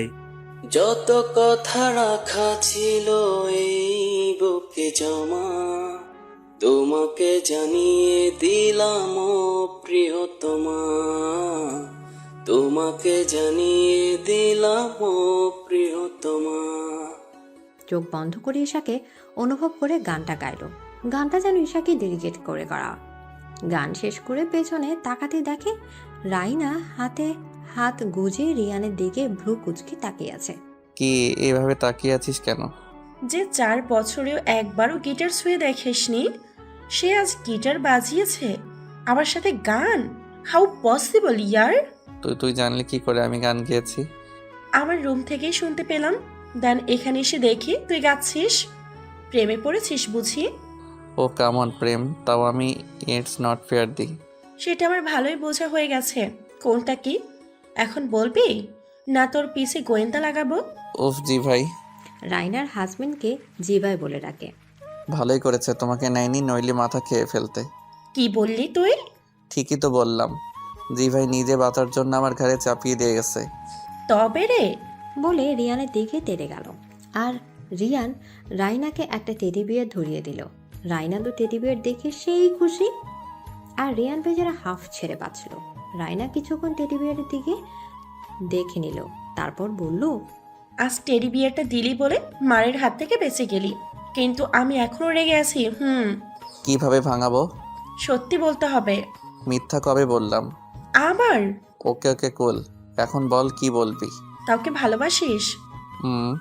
তোর থেকে যেহেতু আর লুকাতে পারবো না সেহেতু বলেই দিই। অবশ্যই অবশ্যই। তাহলে আমার উত্তর হলো হ্যাঁ। Like seriously? তুই আবার ভালোবাসা? কেন ভালোবাসতে পারি না বুঝি? আচ্ছা বল কেমন দেখতে, আর নাম কি? নাম ঈশার, দেখতে কেমন সেটা না হয় পরে দেখব। ঠিক আছে, তা মেয়েটা আই মিন ঈশা কি করে? রেস্টুরেন্টের ওয়েটার। হোয়াট? সামান্য একটা ওয়েটারের প্রেমে পড়লি তুই? জানিস ওর কাজের থেকে ওর কথাবার্তা মায়াবী ফেস, রাগী ফেস, মানে কি বলবো, সবকিছুই আমার বদভ্যাস হয়ে দাঁড়িয়েছে। রিয়ানকে এমন আনমনা দেখে রাইনা মুখ টিপে টিপে হাসছে, আর ভেতরে অনেক খুশি হলো এটা ভেবে যে তার ভাইটা একজন ভালো বাসার মানুষ পেয়েছে। তার মায়ের মৃত্যুর পর রিয়ান গান গাওয়া ছেড়ে দিয়েছে, আর আজ সেই রিয়ান মন খুলে গান গেয়েছে। আচ্ছা অনেক বলেছিস, এখন খেয়ে ঘুমিয়ে পড়, অনেক রাত হয়ে গেছে। Okay good night. Good night. বলে রাইনা চলে গেল। আর রাইনা চলে যেতেই রিয়া লাইট বন্ধ করে ঘুমিয়ে পড়ল। এদিকে হ্যালো ম্যাম। হ্যাঁ ঈশা বলো। আসলে আমার সর্দি জ্বর হয়েছে, তাই কিছুদিনের জন্য ছুটি চাইছি। আমি কি ছুটি পেতে পারি ম্যাম? ও সো স্যাড। হ্যাঁ অবশ্যই তুমি রেস্ট নাও আর মেডিসিন নেবে ঠিক মতো, বুঝলে? হ্যাঁ ম্যাম, ভালো থাকবেন। তারপর ঈশা ম্যামের ফোন কেটে দেয়। ফোন হাত থেকে রেখে আকাশের দিকে তাকিয়ে রইল। আল্লাহ, কাল থেকে আমার আরেক পরীক্ষা। আমি পারবো তো? আমার কাজটা ঠিক মতো করতে পারবো তো? আমার বাবা কাল থেকে তোমার মতোই একটা নাম হবে আমার। তোমার সম্মান আর কঠোর পরিশ্রমের জন্যই আমি এই পথে যাচ্ছি। পারবো তো তোমার মতো করে কাজ করতে? এসব ভাবতে ভাবতে ঈশার গাল বেয়ে 2 ফোঁটা জল গড়িয়ে পড়ল। তারপর তাড়াতাড়ি শুয়ে পড়ল, নইলে কাল যেতে লেট করে ফেলবে। পরদিন সকালে ঈশা ঘুম থেকে উঠে ফ্রেশ হয়ে নিল। তারপর নিজের রুমে গিয়ে একটি ফুলদানি হাতে নিল। সাথে সাথে সব দরজা জানালা খুলে গেল। সেটা থেকে আস্তে আস্তে সিঁড়ি দিয়ে নেমে চলে এলো, যাকে বলে আন্ডারগ্রাউন্ড হোম। এটা সম্পূর্ণ ঈশার বাবার তৈরি। উপরে যতটা সাধারণ, ওদের বাসার নিচে তার থেকেও বেশি আধুনিক আর সুন্দর। ঈশা যা করার এখানে করে। পুরো রুমটাতে খুব ভালো ফার্নিচার, ফটোগ্রাফ দিয়ে সাজানো। Isha black jeans, black dress, black mask, black shoe, black cap এবং হাতে ব্ল্যাক গ্লাভ। ক্যাপটাকে এমনভাবে পরল কেউ ঈশার চোখ দেখতে পারবে না। তারপর ঈশা রুমের আরেকটা সাইডে গেল এবং একটা সুইচ চাপলো। সুইচ চাপতে বেরিয়ে এলো বিভিন্ন ধরনের বন্দুক আর রাইফেল। ঈশা সেখান থেকে নিজের পছন্দ মতো একটা গান নিল। তারপর আবার সেই সুইচটা চাপলো। অমনি গান আর রাইফেলগুলো আগের মতো দেখা যায় না। গানটা নিয়ে ঈশা আরেক দিকে গেল। সেখানে একটা গাড়ি রাখা। ঈশা এমনভাবে সেজেছে যে ঈশার ছেলে না মেয়ে, এটা কেউই বুঝতে পারবে না। ঈশা গাড়ির দিকে যেতেই একটা রিমোট চাপলো। সাথে সাথে একটা রাস্তা বেরিয়ে আসলো। ঈশা গাড়ির ড্রাইভিং সিটে বসলো। তারপর গাড়ি স্টার্ট দিল। গাড়ি আস্তে আস্তে জঙ্গলের রাস্তা দিয়ে বেরোলো। তারপর যে জায়গায় খুন হয়েছে সেই জায়গায় চলে আসলো। সেখানে অনেক মানুষজন, রিপোর্টার্স, পুলিশ, সিআইডি অফিসার্স। ঈশার গাড়ি পার্ক করতে পুলিশরা এগিয়ে গেল। ঈশা ক্যাব ঠিক করে গাড়ি থেকে নামলো। সকল মিডিয়ার লোক আর মানুষজনের ফোকাস এখন ঈশার দিকে। ঈশার সম্পর্কে এখনো কেউ জানে না, আর বুঝতেও পারছে না ঈশার ছেলে নাকি মেয়ে। ঈশা সবাইকে ইগনোর করে লাশটার দিকে গেল। লাশটার কাছে যেয়ে তদন্ত করতে লাগলো কি হয়েছে। সত্যি তো এটাই ঈশা কাল রাতেই যা করার করেছে। এখন শুধু লোক দেখানো যেন কেউ বুঝতে না পারে ঈশা এর আগেও এখানে এসেছে। একজন বলে উঠল, এখানে সবকিছু ভালোভাবেই চেক করা হয়েছে। ওনার হাত বরাবর গুলি লেগেছে, আর ওনার পরিচয়পত্র ওনার পকেট থেকে পেয়েছি। বলেই ইহিয়াদ আইডি কার্ডটি ঈশাকে দিল। ঈশা কোনো কথা না বলে কার্ডটি হাতে নিল এবং নাম ঠিকানা দেখতে পেল। লোকটির নাম মিজান, বয়স 53, আর সাথে ঠিকানাও দেখে নিল। ঈশা ইহিয়াদকে কার্ড দিয়ে দিল এবং বলল, লোকটির ফোন থেকে তার রিলেটিভ বা পরিবারকে এক্ষুনি আসতে বলুন। এদিকে বলেই ঈশা অন্যদিকে চলে গেল ক্লু খুঁজতে। ইহাদ কণ্ঠ শুনে বুঝতে পারলো ঈশা মেয়ে, কিন্তু সেটা প্রকাশ করলো না, কারণ তাদের মেয়ের অফিসারই তাদের আদেশ দিয়েছে যেন ঈশার ব্যাপারে যাই জানুক না কেন যাতে প্রকাশ না করে। ঈশা খুঁজতে খুঁজতে রক্ত পেল, তবে সেইটা অনেকটা শুকিয়ে আছে। সেটা দেখতে আরেকজন অফিসারকে ডাকলো এবং বলল এই রক্তটা আর মিস্টার মিজানের রক্তটা মিলিয়ে দেখতে। রক্তটা এবং মিস্টার মিজানের লাশটা একজন অফিসার নিয়ে গেল। এদিকে রিয়ান অফিসে যাওয়ার আগে ঈশার রেস্টুরেন্টে গেল ঈশার সাথে দেখা করার জন্য। সেখানে রিয়ানকে দেখে রাতিকো অবাক। রিয়ান অনেক খুঁজে ঈশাকে পেল না, তাই রাতিকোকে জিজ্ঞেস করলো, এই যে মিস ঈশা কোথায়? জি স্যার। ঈশা কোথায়? ও ঈশা তো আসেনি। আসেনি মানে কেন? অসুস্থ, তাই আসেনি। কি হয়েছে আমার ঈশার? জ্বর ঠান্ডা মনে হয়। ও মাই গড। বলেই রিয়ান বেরিয়ে গেল আর সোজা ঈশার বাসায় গিয়ে গাড়ি থামলো। রিয়ান বারবার বেল বাজাচ্ছে, কিন্তু ঈশার কোনো খবর নেই। এতে রিয়ান আরও চিন্তিত হয়ে পড়েছে। তারপর আর অপেক্ষা করতে না পেরে শেষে রিয়ান তার বডিগার্ডদের দরজা ভাঙতে বলল। এদিকে রিয়ান দরজা ভেঙে ভেতরে ঢুকে দেখে ঈশা বেঘোর ঘুমাচ্ছে। ঈশার ঘুমন্ত মায়াবী চেহারা দেখে রিয়ানের কেমন যেন নেশা ধরে যাচ্ছে। রিয়ান তার বডিগার্ডদের বেরিয়ে যেতে বলল, তারাও বেরিয়ে যায়। আর রিয়ান আস্তে আস্তে ঈশার দিকে এগোচ্ছে। ঈশাকে রিয়ান যতই দেখছে ততই পাগল হচ্ছে। রিয়ান ঈশার পাশে বসে এক ধ্যানে ঈশার দিকে তাকিয়ে আছে। মনে হচ্ছে যেন রিয়ান সারা জীবন কাটিয়ে ফেলতে পারবে ঈশার এই ঘুমন্ত চেহারাটা দেখে। রিয়ান আস্তে আস্তে একটা ভালোবাসার পরশ এঁকে দিল ঈশার কপালে। এতে ঈশা কিছু না নড়ে চড়ে উঠল। আস্তে আস্তে চোখ খুলে দেখলো রিয়ান তার পাশে বসে আছে। রিয়ানকে দেখে ঈশা লাফ দিয়ে উঠল। ঈশার এমন লাফ দেওয়া দেখে রিয়ান ভয়ও পেয়েছে, আবার বড় হয়েছে। উনি এখানে কি করছেন? আর আমি বা আমার বাড়িতে কি করে? আমি না খুনের ওখানে ছিলাম। হে আল্লাহ, উনি কি তাহলে আমাকে এখানে এনেছেন? জেনে গেছে নাকি আমার আসল পরিচয়? উফ থুর, কি যে হচ্ছে আমার সাথে। কি হলো এইভাবে লাফিয়ে উঠলে যে? আপনি এখানে কি করছেন? আমার বাড়ির ঠিকানা কোথায় পেলেন? আহা, এত উত্তেজিত হওয়ার কোনো প্রয়োজন নেই, তুমি শুয়ে পড়ো। আস্তে আস্তে সব বলছি, এখন তুমি অসুস্থ। ঈশা নিজের হাত কপালে দিয়ে দেখলো সত্যি সত্যি জ্বর। এ মা, আমার জ্বর আসলো কি করে? সকালে তো জ্বর ছিল না, আর এখন এত মাত্রায় জ্বর, বাট কি করে? মনে মনে হাত দিয়ে বুঝলে তো জ্বর আছে। হ্যাঁ। এখন লক্ষ্মীবের মতো শুয়ে পড়ো। ডাক্তারকে ফোন করে জানিয়ে দিয়েছি, উনি কিছুক্ষণের মধ্যেই চলে আসবেন। কি দরকার এত উতলা হওয়ার, তাও আমার মতো সাধারণ মেয়ের জন্য? রিয়ান রেগে ঈশা একদম কাছে চলে যায়। এতে ঈশা অনেকটা ভয় পেয়ে যায় আর কাঁপা কাঁপা গলায় বলে, কি করছেনটা কি? সরুন বলছি। আমার সবটা জুড়েই শুধু তুমি। তুমি আমার হৃদয়ের প্রতি কোনায় কোনায় আছো। জানো, তোমাকে ভাবতে ভাবতে কত নির্ঘুম রাত পার করেছি। তোমাকে ছাড়া এই রিয়ান হাসমৃত, বুঝলে? খুব ভালোবাসি যে তোমায়, তাই তো তোমায় যত্ন করতে তোমায় সারাদিন ভাবতে বলি না। আর আমি সবসময়ই এই তোর মাঝে থাকতে চাই। এদিকে রিয়ানের কথা শুনে ঈশা পুরোই স্তব্ধ। এত বড় একজন বিজনেসম্যান মডেল কিনা শুধু তার জন্য এত পাগল? এতেই বোঝা যায় রিয়ান তাকে কতটা ভালোবাসে। আপনি এখানে কি করছেন? কি করে এলেন? তোমার সাথে দেখা করার জন্য রেস্টুরেন্টে গিয়েছিলাম, সেখানে তোমায় না পাইনি। পরে জানতে পারি তুমি অসুস্থ, তাই এখানে চলে আসি। রিয়ানের কথায় ঈশা হাঁফ ছেড়ে বাঁচল। যাক, তাহলে উনি আমার ব্যাপারে কিছুই জানেন না, কিন্তু আমায় এখানে আনলো কে? স্ট্রেঞ্জ। মনে মনে ও আচ্ছা, আর ঠিকানা কোথায় পেলেন আমার? যাকে ভালোবাসি তার সামান্য ঠিকানা জানতে পারবো না বুঝি? ঈশা আর কিছু বলল না। কিছুক্ষণের মধ্যে ডাক্তার আসলো এবং ঈশা চেক আপ করলো। জ্বর এসেছে, অনেকটাই সাবধানে থাকবেন, রেস্টে থাকতে হবে, বেশি বেশি ঘুমাতে হবে, আর টাইম মেনটেন করে খেতে হবে। কিছু ওষুধ দিচ্ছি, সেগুলো আনিয়ে টাইমলি খাওয়াবেন। আচ্ছা ডাক্তার। তারপর ডাক্তার ওষুধ দিতেই সেটা নিয়ে গেল একজন বডিগার্ড। কিছুক্ষণের মধ্যে ফিরেও এলো। তারপর রিয়ানকে ওষুধগুলো বুঝিয়ে দিয়ে চলে গেল। রিয়ান বডিগার্ডদের বলল ওষুধগুলো গাড়িতে রাখতে। তারাও রিয়ানের কথা মতো চলে গেল। উষা শুয়েছিল, অমনে রিয়ান ঈশাকে কোলে তুলে নিল। ঈশা তো 907 ভোল্টের শক খেলো রিয়ানের কাণ্ডে। কিছুক্ষণ চোখ বড় বড় করে হা হয়েছিল।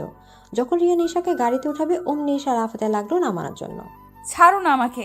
কোলে তোলার সাহস কি করে হলো আপনার? আর আমায় কোথায় নিয়ে যাচ্ছেন? নামান বলছি, নামান। ওফ আল্লাহ গো, এত জোরে কেউ চিল্লে? চুপ করো তো, সবসময় এমন মাছির মতো ভন ভন করো কেন? কি বললেন? আমি মাছির মতো ভন ভন করছি? আমি যদি মাছি হই তাহলে আপনিও কাল্লা কাক, আর কাকের মতো কা কা করে আমার মাথা খান। চুপ করবা না, আছাড় মারবো। রিয়ানের কথায় ঈশা ভয় পেয়ে একদম চুপ হয়ে গেল আর শক্ত করে গলা জড়িয়ে ধরলো যদি রিয়ান সত্যি সত্যি ফেলে দেয়। এই ভয়ে ঈশার কাণ্ডে রিয়ানের রাগ ওধা হয়ে গেল আর জোরে জোরে হাসতে লাগলো। রিয়ানের হাসিতে ঈশা পুরো অবাক বনে গেল। কি হলো, এভাবে হাসছেন কেন? তোমার এমন বাচ্চামো দেখে। আমি আবার কোথায় বাচ্চামো করলাম? এই যে কেমন শক্ত করে গলা জড়িয়ে ধরেছো। আমি সাদে ধরিনি, আপনি যদি ফেলে দেন তাই ধরেছি। ও তাহলে আমায় ভয় পাও? ভয়, তাও আপনাকে? হাস্যকর। আপনাকে অবিশ্বাস করি, কিন্তু ভয় না, অবিশ্বাস করি। ও আচ্ছা, তাই নাকি? তাই।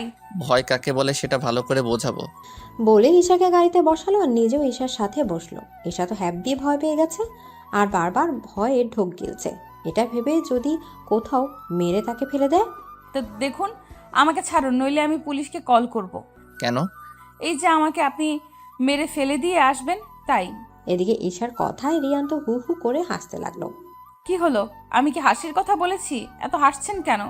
বেচারা রিয়ান হাসির জন্যই কোথায় বলতে পারছে না, এমন অবস্থা। এতে ঈশা আরো রেগে যায়। কি হলো বলবেন না? আমি চেঁচাবো? পাগল নাকি? আমি তোমায় কেন মারতে যাব? আমি তো তোমায় আমার বাসায় নিয়ে যাচ্ছি। মানে কি? আপনার বাসায় কেন নিয়ে যাবেন? তোমার কি মনে হয় এই অসুস্থ অবস্থায় তোমায় একা ছেড়ে যাব আমি? সেটা কখনোই হবে না। আমার বাসায় আমার আপু আছে, সাথে অনেক সার্ভেন্টরাও, তাই তোমার কোনো সমস্যা হবে না।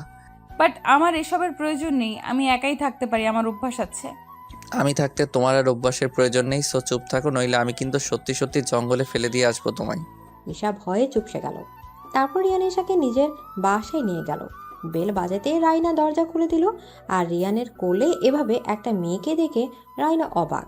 ভাই, এই মেয়েটি কে, আর কেনই বা তুই ওকে কোলে নিলি? ঈশার তো মন চাচ্ছে লজ্জায় মাটিতে মিশে যেতে। কত মানুষ তাকে রিয়ানের কোলে দেখছে।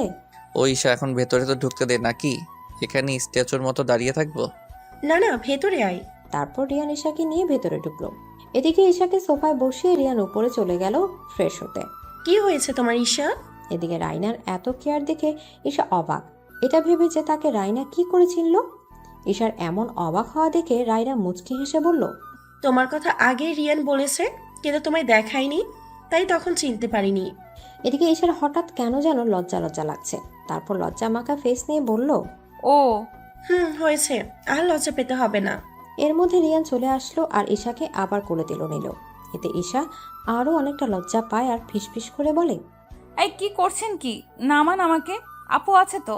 এদিকে রিয়ান চোখ গরম করে ঈশার দিকে তাকালো। এতে ঈশা আবার চুপ হয়ে যায়। বাবা, বউয়ের প্রতি এত কেয়ারিং। তা তো অবশ্যই, তোর কি? আমার কিছুই না। বলে রাইনা কিচেনে চলে গেল, আর রিয়ান ঈশাকে উপরে নিজের রুমে নিয়ে গেল। ঈশার কেন জানি না রিয়ানকে আজ খুব ভালো লাগছে। আচ্ছা, আজ ওনাকে এতটা কেন ভালো লাগছে? আমি কি তাহলে ওনার প্রেমে পড়লাম? এটা ভেবেই ঈশা মুচকি হাসলো। রিয়ান ঈশার দিকে তাকিয়ে দেখে ঈশা হাসছে, কিন্তু রিয়ান ঈশার হাসির কারণ খুঁজে পেল না। কি হলো, এইভাবে হাসছো কেন? না, কিছু না। ও, তুমি বসো, আমি তোমার জন্য খাবার নিয়ে আসছি। আচ্ছা। তারপর রিয়ান চলে গেল আর ঈশা নিজের ফোন নিয়ে একজন অফিসারকে কল দিল। ইয়েস ম্যাম, আপনি কি এখন সুস্থ? হ্যাঁ, এখন একটা কথা বলুন, আমি বাসায় পৌঁছলাম কি করে? আসলে ম্যাম, আপনি তদন্ত করতেই হঠাৎ সিনক্লেস হয়ে যান, তাই আমরা ধরাধরি করে আপনাকে আপনার বাসায় পৌঁছে দিয়ে আসি। ও আচ্ছা, তা কাজ কত দূর? হ্যাঁ ম্যাম, মোটামুটি ভালোই। আর জানা গেছে ভদ্রলোকটি গুলিতেই মারা যায়। সেটা আমিও জানি। অন্য নিউজ বলুন। এই রক্তের ডিএনএ আর মিস্টার মিজানের ডিএনএ কি ম্যাচ করেছে? নো ম্যাম, সেই রক্তটি অন্য কারো, হয়তো খনির।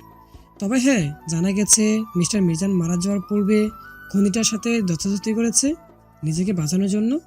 ও আচ্ছা, আমি সুস্থ হলে আসার চেষ্টা করব। Okay ma'am. আচ্ছা, এখন রাখছি। এদিকে ঈশা ফোন রাখতেই দেখলো রিয়ান ঈশার দিকে খাবার নিয়ে তাকিয়ে আছে। ঈশা ভেতরে ভেতরে ভয়ে শেষ। এটা ভেবে যে রিয়ান কিছু শুনে ফেলেনি তো। কার সাথে কথা বলছিলে? ও, রাতিকও ফোন করেছিল, তার সাথেই কথা বলছিলাম। ও। রিয়ানের কেন যেন মনে হচ্ছে ঈশা তার থেকে কিছু একটা লুকোচ্ছে, কিন্তু কি সেটা সে বুঝতে পারছে না। ওকে, এখন খেয়ে নাও তো। আচ্ছা দিন।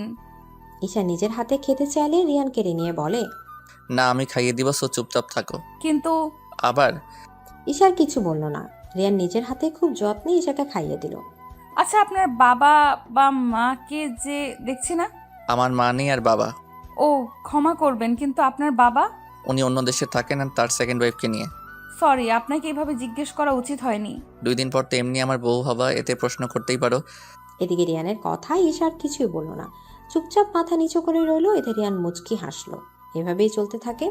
ঈশা কয়েকদিনে রিয়ানের মতো এত কেয়ারকে ভালোবেসে ফেলেছে যা প্রকাশই করেনি।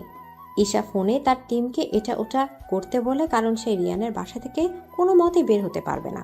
প্রতি জায়গায় সিকিউরিটি আর বডিগার্ড। এমনিতেও ঈশা তার ড্রেসটাও আনেনি যা পরে বের হতে পারবে। হ্যাঁ, ঈশা আন্ডারগ্রাউন্ড এজেন্টস পুলিশের আর সিআইডি অফিসারদের লিডার। ঈশার উপরও একজন বস আছে, তবে তার থেকেও বেশি প্রয়োজন ঈশাকে। ঈশা শুধু একটা কথাই মন দিয়ে ভাবে, মিস্টার মিজানকে যখন ঈশা জিজ্ঞেস করেছিল যে কে তাকে গুলি করেছে, তখন মিস্টার মিজান তাকে বলেছিল যে মম। এই মমটা কে সেটাই বোঝার চেষ্টা করছে। কিছুক্ষণ ভেবেই তাড়াতাড়ি উঠে পড়ল। না, এখানে আর চুপ করে বসে থাকা যায় না, আমাকে এখন যেতেই হবে, যে করেই হোক। বলে ঈশা রেডি হয়ে বেরিয়ে গেল। রুম থেকে বেরোতে দেখলো রাইনা তার রুমের দিকে আসছে। এই কয়েকদিনে খুব ভাব জমেছে রাইনা আর ঈশা। ঈশা রেডি হওয়া দেখে রাইনা জিজ্ঞেস করলো, কি হলো, কোথায় যাচ্ছ? মানে অনেক দিন তো হলো এখানে আসলাম, আমার এখন বাসায় যেতে হবে, আর এমনিতেও আমার ডিউটি আছে। তুমি এখানেই থাকবে ব্যাস? কিন্তু আপু, একটু বোঝেন, আমার যেতেই হবে। বললাম না কোথাও যেতে পারবে না। ওকে, এখানে থাকবো, কিন্তু আমার পুরনো বাসাটাকেও যে ছাড়তে পারছি না। বাবার সাথে কত স্মৃতি জড়িয়ে আছে বাড়িটার। ও আচ্ছা আচ্ছা, তো যাও, সমস্যা কোথায়? আচ্ছা, বলেই যেতে নিল অমনি বলল, আমাদের গার্ড তোমায় পৌঁছে দিয়ে আসবে। ঠিক আছে, তাই হবে। তারপর রিয়ানদের এক গাড়িতে করে ঈশাকে তার বাসায় পৌঁছে দিয়ে আসলো। ঈশা বাসায় পৌঁছতে তার পোশাক পরে আন্ডারগ্রাউন্ড দিয়ে গাড়ি নিয়ে বেরিয়ে পড়লো। ঈশা আবার সেই জায়গায় আসলো আর রাত পর্যন্ত অপেক্ষা করতে লাগলো। অপেক্ষা করতে করতে এক পর্যায়ে দেখলো একটা ছেলে ড্রিঙ্ক করতে করতে আসছে আর কী সব প্রলাপ বকছে। ঈশা দ্রুত তার টিমকে ডাকলো ফোন করে। তারাও কিছুক্ষণের মধ্যে এসে ছেলেটাকে পাকড়া করলো। তারপর ঈশা ধীরে ধীরে বেরিয়ে আসলো। কি হচ্ছে কি? কে আপনারা? আর আমাকে কেন ধরে রেখেছেন? খুন করে বলছিস আমি কিছু করিনি? মানে খুন? কিন্তু কে করেছে? চুপ, নিজেকে কি মনে করেছিস? খুব ইনোসেন্ট। আরে আমি বা কিছু করিনি। আচ্ছা মানলাম তুই কিছু করিসনি, কিন্তু তুই এত তোতলাচ্ছিস কেন? আমি সত্যি কিছু জানি না, বিশ্বাস করেন। চুপ, এখন নাম বল। মারুফ। এই রক্তের ডিএনএ আর ওই রক্তের ডিএনএ ম্যাচ করো, গিয়ে যাও। ওকে ম্যাম, এই চল। বলেই টেনে নিয়ে যেতে লাগলো আর মারুফ বারবার বলতে লাগলো, ম্যাম আমি কিছু করিনি, আমার কোনো দোষ নেই। ঈশা একটা দীর্ঘশ্বাস নিয়ে যেই পেছনে ঘুরলো, সাথে সাথে চমকে উঠলো আর অবাকও, কারণ পিছে রিয়ান দাঁড়িয়ে আছে। ঈশা নিজের ক্যাপটা খুলে কাপা কাপা গলায় বলতে লাগলো, আপনি এখানে কি করছেন? সেটা তো আমার তোমাকে জিজ্ঞেস করার কথা। কে তুমি? আমি ঈশা, কি হয়েছে? আমি জানি তুমি ঈশা, তোমার আসল পরিচয় জানতে চেয়েছি। ড্যামিট। এদিকে রিয়ানের চিৎকারে ঈশা ভয়ে কেঁপে উঠল। ঈশার সাথে রিয়ান চিল্লিয়ে কথা বলছে দেখে দুজন অফিসার এসে বলতে লাগলো, মিস্টার হার্স, আপনার সাহস কি করে হয় আমাদের বসের সাথে এভাবে জোর গলায় কথা বলার? এদিকে আর কিছু বলতে নিলে ঈশা ইশারা থামিয়ে দেয়, বলে এখান থেকে চলে যেতে। তারাও চলে যায়। তারা চলে যেতেই ঈশা রিয়ানের দিকে এক পলক তাকে নিজের গাড়ি যেতে লাগলো। রিয়ানের এই ইগনোর একদম সহ্য হলো না, আবার রেগে চিল্লিয়ে বলল, কি হলো? Answer me. নিজের বাসায় যাও। বলে আবার গাড়ির কাছে যেতে লাগলো। এবার রিয়া নিজের রাগ কন্ট্রোল করতে পারলো না একদমই। সেও পেছন পেছন গিয়ে ঈশাকে গাড়ির সাথে শক্ত করে চেপে ধরলো আর ঈশা ব্যথায় কুকড়ে ওঠে। এত তেজ কিসের? হ্যাঁ, আমি বললাম না আমার অ্যান্সার দিতে, আর তুমি আমাকে ইগনোর করছো। How deer you! প্লিজ ছাড়ুন, আমায় লাগছে আমার। আগে আমার অ্যান্সার দাও, তারপর ছাড়বো। আমি বলছি সবটা। মিস্টার লাকিনের কণ্ঠ শুনে রিয়ান ঈশাকে সাথে সাথে ছেড়ে দিল আর ঈশাও নিজেকে সামলে চুপচাপ দাঁড়ালো। আঙ্কেল আপনি এখানে? আমি ঈশা, গাড়ি নিয়ে চলো তোমার বাসায়। আচ্ছা প্রফেসর। রিয়ান, ঈশার গাড়িতে ওঠো আর তোমার বডিগার্ডদের বলো তোমার গাড়ি নিয়ে যেতে। আচ্ছা আঙ্কেল। বলে রিয়ান তার বডিগার্ডদের বলে দিল গাড়ি নিয়ে যেতে। তারা গাড়ি নিয়ে যেতেই ঈশা ড্রাইভিং সাইডে বসলো। মিস্টার লাকিন পেছনের সিটে আর রিয়ান ঈশার পাশে। রিয়ান এসবের কিছুই বুঝতে পারছে না। আমরা কোথায় যাব আঙ্কেল? ঈশার বাসায়। ঈশা, স্টার্ট দাও। ওকে প্রফেসর। বলে ঈশা ড্রাইভ শুরু করলো। ঈশার এত ভালো ড্রাইভ দেখে রিয়ান অবাক। আরো অবাক হলো জঙ্গলের দিকে যাচ্ছে দেখে। জঙ্গলের দিকে কেন? তোমার বাসা তো ওই দিকে। দেখে যাও। তাই রিয়ানও কিছু বললো না। সে আজ সিদ্ধান্ত নিয়েই নিয়েছে যে সকল রহস্য আজ সে জানবে। কিছুক্ষণের মধ্যে জঙ্গলের ভেতরে পৌঁছে যায় এবং একটা সুইচ চাপতে কয়েকটা গাছ সরে যায় আর সেখান থেকে সরু খুব সুন্দর একটা রাস্তা বেরিয়ে আসে। সে রাস্তায় ঢুকতেই গাছগুলো আবার নিজের জায়গায় চলে আসে। এতে কেউই বুঝতে পারবে না এখানে কোনো রাস্তা আছে। এটা একটা আন্ডারগ্রাউন্ড রোড। এসব দেখে রিয়ান জাস্ট হা হয়ে আছে। কিছুক্ষণের মধ্যে ঈশা পার্কিং সাইডে গাড়ি থামালো। তারপর গাড়ি থেকে নেমে ফিঙ্গারপ্রিন্ট দিতেই দরজা খুলে গেল। তারপর মিস্টার লাকিন আর রিয়ানকে ভেতরে আসতে বলে। রিয়ান চারদিকে তাকিয়ে তাকে শুধু দেখছে। ঈশার সাথে গিয়ে এক সাইডে সোফায় বসলো। এবার বলো কি কি জানতে চাও ঈশার ব্যাপারে? সবটাই। বেশ, বলছি। আর ঈশা, তোমার মনে নিশ্চয়ই প্রশ্ন এসছে রিয়ানকে কি করে চিনি? তাহলে শোনো, রিয়ানকে আমি ছোট থেকেই চিনি। রিয়ানের বাবা আমার বন্ধু ছিল, তাই রিয়ান আমায় আঙ্কেল বলে ডাকে। আমিও রিয়ানকে নিজের ছেলের মতোই ভালোবাসি এবং বিশ্বাসযোগ্য। ও আচ্ছা। এখন শোনো ঈশার কাহিনী। ঈশা হচ্ছে এদেশের আন্ডারগ্রাউন্ড এজেন্টস এর কমান্ডার প্রিন্স ইলিয়াস খানের একমাত্র কন্যা, ঈশা খান। ঈশার বাবার পরিচয়ে রিয়ান অবাক, কারণ ইলিয়াস উনি ছিলেন অত্যন্ত মেধাবী এবং খুব ভালো একজন কমান্ডার। তার মতো অধিক বুদ্ধি কারো ছিল না, আর না ছিল তার সাথে পাঙ্গা নেয়ার মতো কারোর সাহস। মিস্টার লাকিন আবার বলতে শুরু করলেন। ঈশার জন্মের পরপরই ঈশার মা মারা যায়, তাই তার সুরক্ষার জন্য ইলিয়াস আমার কাছে ঈশাকে নিয়ে আসে। সেই ছোট থেকেই ওকে নিজের হাতে মানুষ করেছি। ইলিয়াসও আসতো তার মেয়ের সাথে দেখা করতে। বেশ ভালোই চলছিল দিনকাল। যতদিন দিন যেতে লাগলো ঈশারও এইসব রহস্যময় কাজে তার আগ্রহ বাড়তে থাকে এবং অনেক কিছু জানার আগ্রহ ওঠে। তাই সে সারাক্ষণ বই নিয়ে পড়ে থাকতো। এটা দেখে যখন ঈশা মাধ্যমিক শেষ করলো তখনই ইলিয়াস তাকে নিয়ে যায় এবং ঈশাকে আলাদাভাবে ইলিয়াস শিক্ষা দিত কমান্ডারের কাজ এবং অস্ত্রের সম্পর্কে। ঈশা দিন দিন অনেকটাই পারদর্শী হয়ে যায়। ঈশার বাবার খুব ইচ্ছে ছিল ঈশাকে ইলিয়াসের পদে নিযুক্ত করার, কিন্তু এই পদে আসার আগে ইলিয়াস। এদিকে বলেই একটা দীর্ঘশ্বাস ফেলে মিস্টার লাকিন ঈশা চোখ দিয়ে জল গড়িয়ে পড়ার আগে সাথে সাথে চোখ মুছে ফেলল। রিয়ানের খারাপ লাগছে তবু জিজ্ঞেস করলো, তারপর কি হয়েছে আঙ্কেল? ঈশার লেখাপড়া যখন প্রায় শেষ তখন ইলিয়াসের হঠাৎই হার্ট অ্যাটাক হয়। শেষবারের মতো শুধু আমায় একটা কথাই বলেছিল, তার মেয়ে যেন কারো প্রকাশ্যে না থাকে এবং ঈশাকে যেন ইলিয়াসের পদে নিযুক্ত করা হয়। সেদিন থেকে ঈশাও নিজেকে প্রস্তুত করতে থাকে। 2 বছর আরও অনেক ভালো প্রশিক্ষণ নেয়। তারপর আসে ওই আতঙ্কবাদীর বোমা হামলার বিষয়টা। সেটা শুধুমাত্র ঈশার জন্য সফল হয়েছে। ঈশাই অনেক কঠিন পরিশ্রম করে আর তার বুদ্ধি দিয়েই খুব নিখুঁত প্রমাণ জোগাড় করেছিল। সেদিন বলেছিলাম না তোমাকে একটা মেয়ে এসব করেছে? ঈশাই সেই মেয়ে, বুঝলে? সমস্ত ব্যাপারটা শুনে রিয়ান বাকরুদ্ধ। সে ভাবতে পারছে না ঈশা এতটা ভালো কিছু করতে পারে, অথচ রিয়ান ঈশাকে সামান্য ওয়েটার হিসেবে চিনত। কোনো ওয়েটারের আড়ালে এত কিছু হবে সেটা বোঝা দেয়। তখনই ঈশার ফোনে কল আসলো। ঈশা রিসিভ করলো। হ্যালো, আচ্ছা এখন ওকে পিটিয়ে সত্যিটা পেট থেকে বের করো। আচ্ছা এখন রাখছি, কাল সকালে দেখা হবে। বলেই ঈশা ফোন কেটে দিল। কি হয়েছে? প্রফেসর, ওই মারুফের ডিএনএর সাথে ওই রক্তের ডিএনএ ম্যাচ করেছে। বাহ, এটা তো ভালো খবর। ফাইনালি আরও একটা কেস সলভ হলো, কি বলো? ঈশা উত্তরে শুধু মুচকি হাসলো। মিস্টার লাকিন আবার জিজ্ঞেস করলো, তা এখন বলো তো তোমাদের মধ্যে কিসের সম্পর্ক, কি করেছিল দুজনকে? ঈশা তো চুপসে গেল আর মাথা নিচু করে রইল। রিয়ান হেসে সবটা খুলে বলল। সব শুনে মিস্টার লাকিন বলে ওঠে, বিয়ে করবা ঠিক আছে, তবে এখনই? মিস্টার লাকিন এর কথায় ঈশা আর রিয়ান হতবাক। কি বলতে চাইছে মিস্টার লাকিন? মানে? তোমার জীবন বিপদে আছে ঈশা। তোমার আর রিয়ানের বিয়ে পাবলিকের সামনে হওয়াটা খুবই সমস্যার, তাই বলছি আমার কথা শোনো। কিন্তু ঈশা পাবলিকের সামনে গেলে কি সমস্যা হবে আঙ্কেল?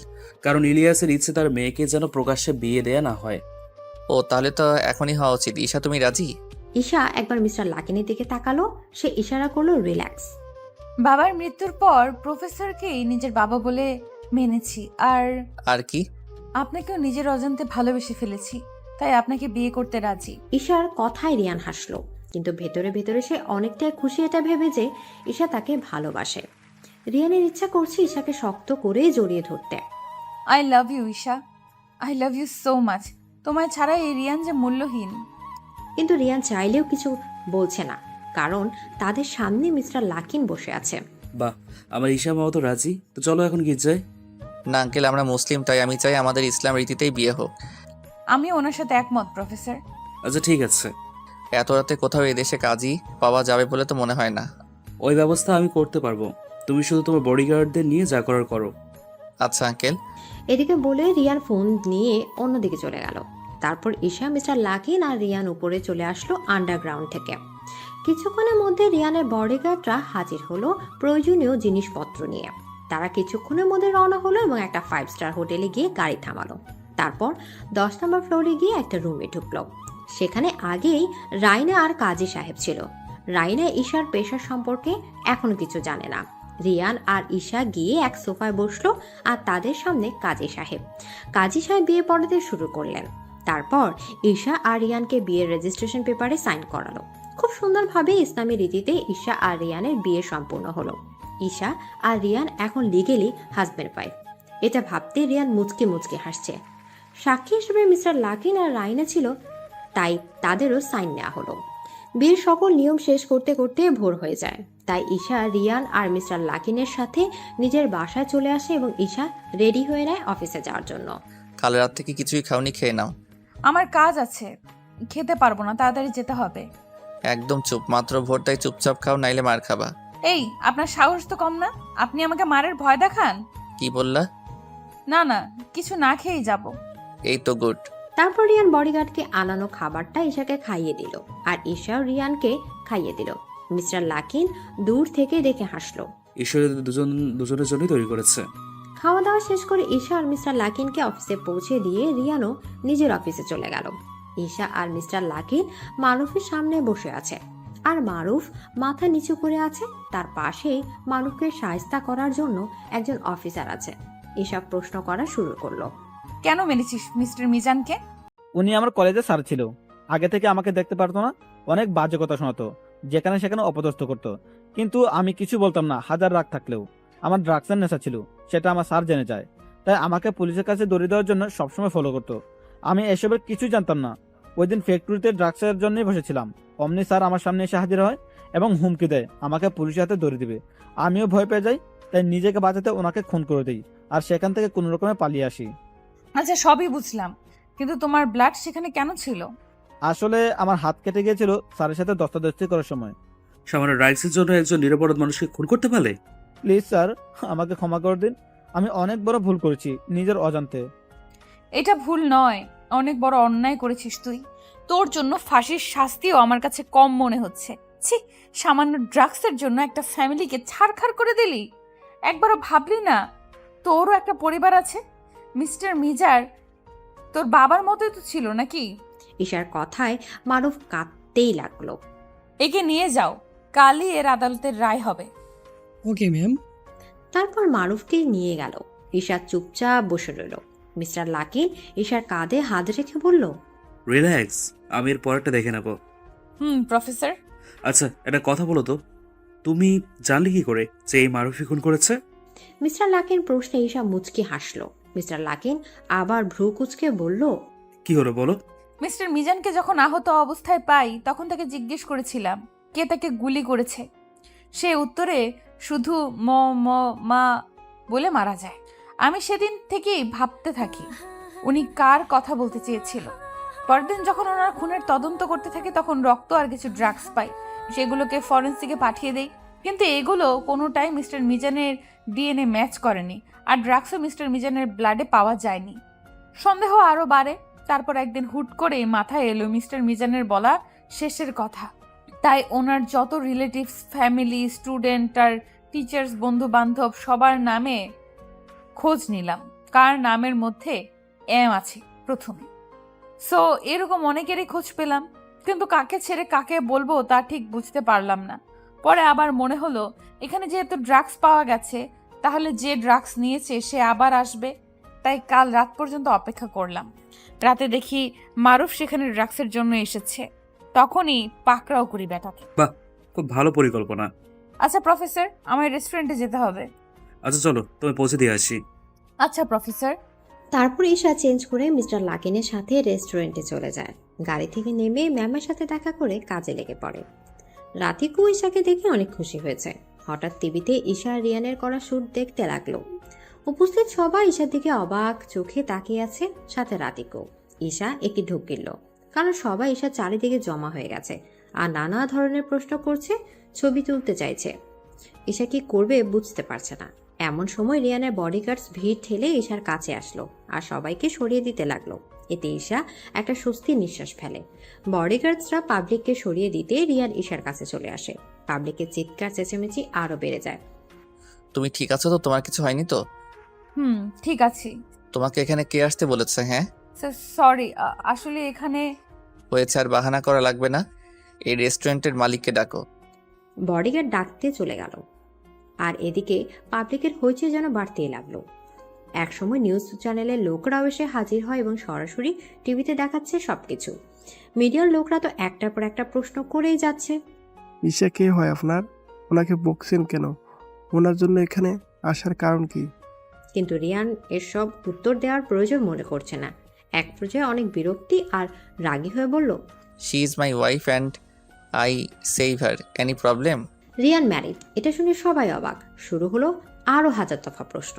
ঈশার এসব জাস্ট বিরক্ত লাগছে। এমন সময় ম্যাম আসলো। ইয়েস স্যার, কিছু বলবেন? ঈশা আর এখানে কাজ করবে না। কিন্তু কেন স্যার? আমার ওয়াইফের এই ধরনের জব করার দরকার মনে করছি না। হোয়াট? ঈশা আপনার ওয়াইফ? এখন আমরা আসছি বলে ঈশার হাত ধরে বেরিয়ে আসলো। এই পুরোটুকুই সব জায়গায় ছড়িয়ে গেল। ঈশা রিয়ানের বাসায় আছে। বাসায় আসার পর থেকে টানা 10 দিন ঈশা একটা কথাও বলছে না। রিয়ানের সাথে মুখ ভার করে বসে আছে, খাচ্ছেও না ঠিক মতো। এই প্রবলেম কি তোমার? এমন করছো কেন আমার সাথে? কথা বলবেন না আমার সাথে বলেই যে রিয়ানের সামনে থেকে উঠতে নেবে, রিয়ান রেগে ঈশার হাত ধরে হেঁচকা টান দিলে। তবে এতে ঈশা রিয়ানের বুকে গিয়ে পড়ে। রিয়ানের কাণ্ডে ঈশা অনেকটা অবাক, তবু ছাড়ানোর চেষ্টা করতে লাগলো। করছেনটা কি? ছাড়ুন আমায়। আমার বউকে ধরলে তোমার এত অসুবিধা হয় কেন বলো তো? Are you jealous? ফালতু কথা কম বলেন আর ছাড়ুন আমায়। আচ্ছা ছাড়বো, তার আগে একটা পাপ্পা দাও। আমার বইয়েই গেছে দিতে, ছাড়ুন। ওকে আমিই নিয়ে নিচ্ছি। বলে রিয়া নিজের ঠোঁট দুটো দিয়ে ঈশার ঠোঁট দুটো আঁকড়ে ধরলো। ঈশার চোখ দুটো রসগোল্লার মতো হয়ে গেল। তারপর ছড়ানোর বৃথা চেষ্টা করতে লাগলো। প্রায় অনেকক্ষণ পর রিয়ান ঈশাকে ছাড়ালো। এবার বলো তোমার প্রবলেম কি? কেন আমার সাথে কথা বলছো না? তাড়াতাড়ি বলো, নইলে আবার। না না বলছি। এই তো গুড, তাড়াতাড়ি। তখন আপনি ওয়েটারদের অসম্মান দিয়ে কথা বলছিলেন, তাই। কাজ ছোট হোক বা বড়, মানুষের ভালোর জন্যই তো করে, তাই না? তাই এইভাবে অসম্মান করা মোটেও উচিত না। ওরাও মানুষ, সেটা ভুলে যান। আর আমি নিজেই তো ওয়েটার ছিলাম তো। আচ্ছা বাবা, ভুল হয়েছে, এবার তো কথা বলো। শাস্তি পেতে হবে। আবার কি শাস্তি? কান ধরে উঠবস। হোয়াট? মিস্টার রিয়ান হার্শ, যা বলছি করুন। আমি কিন্তু কমান্ডার, চাইলে আপনাকে সব কিছু করতে পারি, এমনকি আপনার কোম্পানিকেই নিজের করতে পারবো।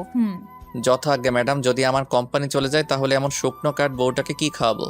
কি বললেন? আমি শুকনো কাঠ? তা নয় তো কি। দাঁড়ান, দেখাচ্ছি মজা। বলে ঈশা রিয়ানের পিছু ছুটতে শুরু করলো। পুরো বাড়ি দৌড়ালো। পরে রুমে এসে বালিশ নিয়ে টানাটানি শুরু হয়ে যায়। ফলে সব তুলোগুলো দিয়ে পুরো রুম ভরে গেল। ঈশা রিয়ানকে ধাক্কা দিয়ে তুলোতে ফেলে দিল আর খিলখিল করে হাসতে লাগলো। আমাকে রাগানোর শাস্তি এটাই, বলেই হাসতে লাগলো ঈশা। আর রিয়ান কিছুটা বলে উঠল, আমাকে রাগানোর শাস্তিও তোমায় দেখাচ্ছি। বলে ঈশাকে টেনে ফেলে দিল। আজ দুইজন খুব খুশি। হাসতে হাসতে একজন আরেকজনের দিকে তুলো ছুটছে। এর মধ্যে রাইনা এসে রুমের অবস্থা দেখে অবাক। এই তোরা কি বাচ্চা? এই কি অবস্থা করেছিস রুমের? ফাসলামোর একটা সীমা থাকা উচিত। ও তাই নাকি? বলে রাইনাকে এনে তুলোর বিছানায় ফেললো। রিয়ান আর ঈশা তো হাসতে হাসতে শেষ। রাইনা তো রেগে মেগে শেষ। এই চলছে তাদের জীবন। ঈশা এখন একজন মডেল হিসেবে পরিচিত, তবে রিয়ান ঈশাকে তেমন করতে দেয় না, আর নিজেও খুব কম করে। করলো ঈশাকে নিয়ে করে। আর ঈশার তো ডিটেকটিভ আছেই, আর রিয়ানের অফিস। ব্যস্ততার মাঝেও তাদের দুজনের ভালোবাসা এক ফোঁটা কমেনি। হাজারো ব্যস্ততা থাকলেও দুজনকে বিভিন্ন কাজে হেল্প করে এসেছে। এর মাঝে ঈশা প্রেগনেন্ট হয়। খবরটা শুনে রিয়ানকে যে কি খুশি ভাষায় প্রকাশ করার মতো না। 5 বছর পর। হে পাপ্পা, জানো আমি ওত মাম্মামে মুতু কোলে মডেল ছেতেছি। কামি তো আমার আতুংকুলা পুতুংটা কুলেতে। বাহ, আমার আম্মুটা তো দেখছি খুব জিনিয়াস। ও আত্তা পাপ্পা, মাম্মা এখনই আতে নিতেনু। কিছুক্ষণের মধ্যে চলে আসবে সোনা। এই তো আমি মাম্মামের কাছে চলে এসেছি। ঈশাকে দেখে ইফা রিয়ানকে ছেড়ে ঈশাকে শক্ত করে জড়িয়ে ধরলো। তুমি খুব পসা, আমালে তেলে কোথায় যাও? কত মিট কলি তোমালে দানো। মিস ইউ টু সোনা। এই দেখো আমি চলে এসেছি। ঠিক আছে। এখন মাম্মাকে একটা কিস দাও। ইফা ঈশাকে একটা পাপ্পি দিল আর ঈশাও দিল। এসব দেখে রিয়ান বলল, বাহ বাহ, মাম্মামকে পেয়ে পাপ্পাকে ভুলেই গেছে। না পাপ্পা, তুমিও আতো, আমার মাম্মা তো তোমালেই মাম্মাম। ইফার কথা শুনে ঈশা ঠোঁটে কামড় দিল। রিয়ান তো এতে রেগে গেল। ওইটা তোমার মাম্মাম, আমার না। ওইটা আমার বউ, বুঝলা? বউ কখনো মাম্মাম হয় না। খাম্মাও কি হয় না? ইফার কথাতে ঈশা তো হাসতে হাসতে পড়ে যাচ্ছে। আর রিয়ান তো আরো রেগে গেল। কি বললে খাম্মা? তারাও দেখাচ্ছি মজা। বলে বাবা মেয়ে পুরো বাড়ি দৌড়াতে লাগলো। আর ঈশা সেখানে দাঁড়িয়ে হাসতে হাসতে বসে পড়ল। সত্যি এই দুটোকে নিয়ে আর পারি না। রাতে ঈশা শুয়ে আছে। যেই রিয়ান ঈশার পাশে শুলো, অমনি ইফা রিয়ানকে ধাক্কিয়ে দুজনের মাঝখানে এসে শুলো। রিয়ান নিজের ফেস অসহায় করে বলতে লাগলো, হে আল্লাহ, কি দুশমনি করে আমাকে এমন এক বজ্জাত মেয়ে দিলা যে কিনা একটুর জন্য বউয়ের ধারে কাছেও যেতে দেয় না।